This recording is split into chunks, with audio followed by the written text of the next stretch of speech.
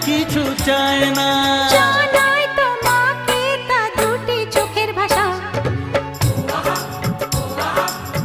এই তো ভালোবাসা।